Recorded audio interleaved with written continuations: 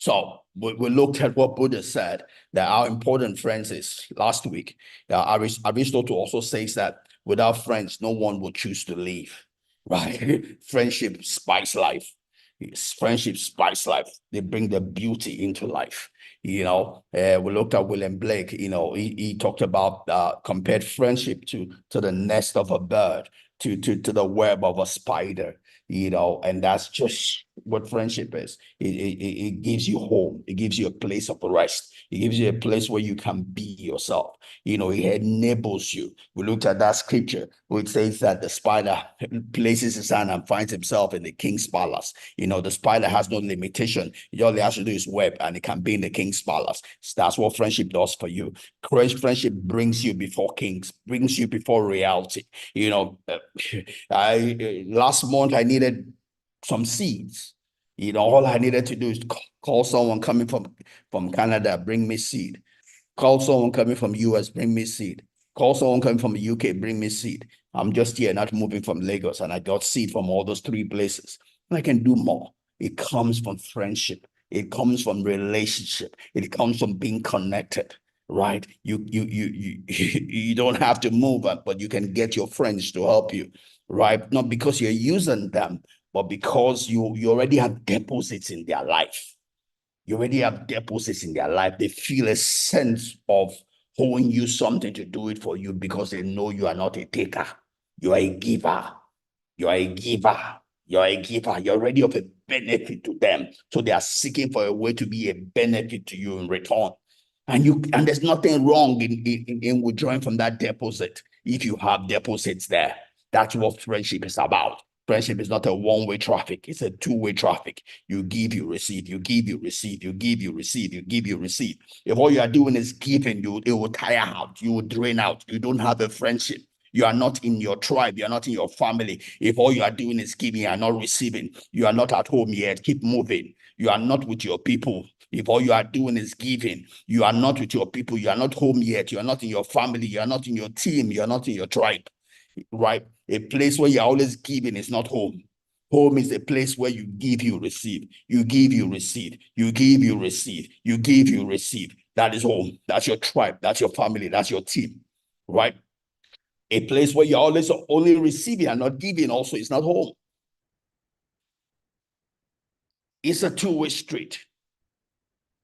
You must be that you are giving and you are receiving. It's not a one-way street. A one-way street is not home. Home is you are giving, you are receiving, right? So that's important. All right. So we talked about different classes of where people can fall in your life. And we'll provide that, we'll compare that to the temple.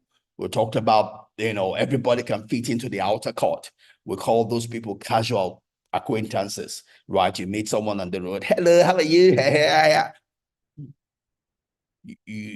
It's casual, right? That's typified also with what we call the outer court. You can relate to everybody. Oh, how are you? Where's the road? Oh, I don't know this.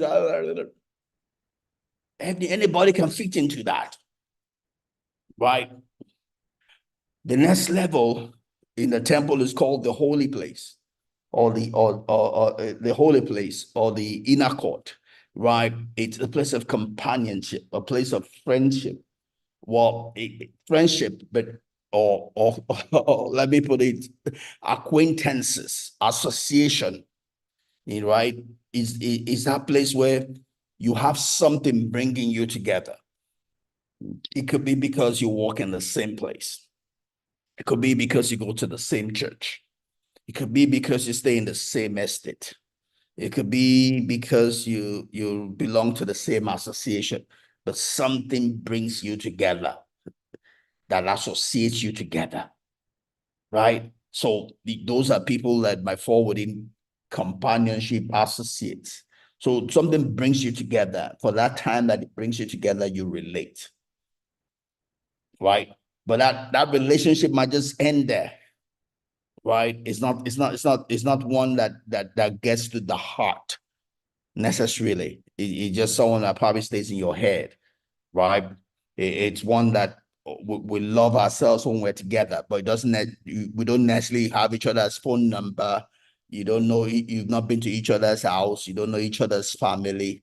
You don't know each other more than what it takes for you to be in that associative place, right? That you can compare to the inner court, right? The holy place. But there's now the depth of relationship, the ones that affect your life, the one that affect your life, because you are the average of the closest people to you, right? In the temple, it's called the holiest of all, the holiest of all, the holy of holies, the inner, the holy of holies, right? The high priest only, the chief high priest only goes there once a year. So it's not just a place you just allow anybody in, but there are people that you brought close to your heart, because those people in that place can hurt you. That's where all your nerves are open. When someone hurts you there, it cuts deep, right? It's the place we call intimate. People that you are saying intimacy, people that you are naked to, people that you tell some secrets in your life. Also in the intimates, there are different levels, but generally speaking, they are the people you tell that know more about you than the ordinary person would know or knows, or is publicly available, right? They probably know your house, they probably know your birthday, they know how many children you have, they probably visit you at home, but those influence your life, right? So you'll need to be careful where each person falls, and and address your relationship, your commitment accordingly. Don't give what you are supposed to give to intimates to casual acquaintances. You're gonna die before your time to do that, right? Don't give to intimates what you give to casuals. You will lose them. Because don't forget, to get to our friends, you must be a friend. The extent to which you expose yourself to anybody is the extent to which you are willing to go in that relationship. Your ability to open your heart is saying, I want to go deeper. When I begin to tell anybody intimate things about my life, what I'm saying is, I trust you. I want you to come into the holiest of all in my life. I'm giving you my life. I'm saying I'm laying down my life for you. I trust you with my life. The extent you want to go in any relationship is the extent to which you expose yourself in that relationship, right? Don't go naked yourself to a casual acquaintance. Don't go naked yourself to just an associate. Why? Because you have not developed the mutual commitment between yourselves.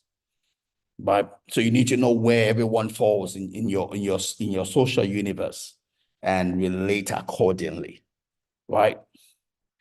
Uh, So we did close out on this slide here.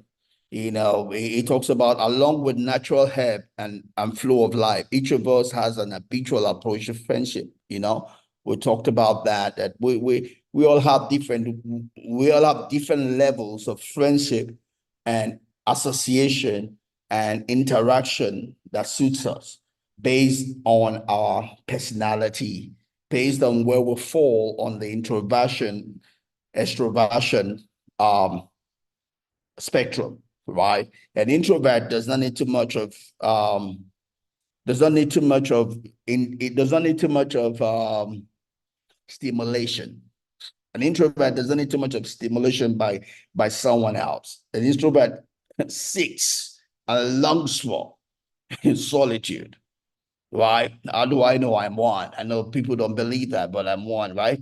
Like we seek for, we only have so much body count. So we can, when we go out there, only so many people we can relate with before we lose our energy. And we have to renew our energy in a place of solitude. We love ourselves so much. We love spending time with us, right? That's what we crave for. We don't crave for a crowd. We crave for solitude, spending time alone. But it's kind of difficult for people to understand it about me, because when I'm in public, I look as if I that's where I get my energy. Even my wife is confused about that. She wishes that I I could do the same thing I do outside at home. But that's not who I am, right? I crave for solitude. I crave for myself. I crave to spend time alone, right? However, everybody, irrespective of where you fall on the introversion, extroversion spectrum, everyone still needs someone else because God has created us to need all this, right? We can only stay in solitude enough to gain energy, but there's only so much of solitude that we can take. Nobody can take 100% solitude. We all need other people in our life. Our life is incomplete without others, right? That's why the one that created us said it is not good for man to be alone. It is not good for one to be alone, not just marriage. It is not good for woman to be alone. It is not good for man to be alone, right? However, that non-aloneness varies based on where we fall on the introversion, extroversion spectrum. Extroverts want the whole world to be with them. I'm not alone, I want the whole world. Not that we introverts, right? We just need a little of that. We can't do it too much. We only have so much body counts before we get confused, before we feel lost, right? But know yourself unto thyself be true. Know yourself unto thyself be true, right? That's what's important in all of this.